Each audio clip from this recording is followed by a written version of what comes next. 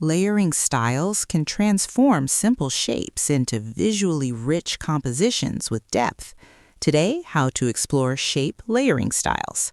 Launch Adobe Photoshop and create a 2048 by 2048 pixel canvas with a soft gray background.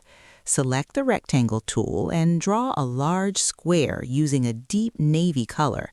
Duplicate it and scale the copy smaller, changing its color to teal so it appears layered above.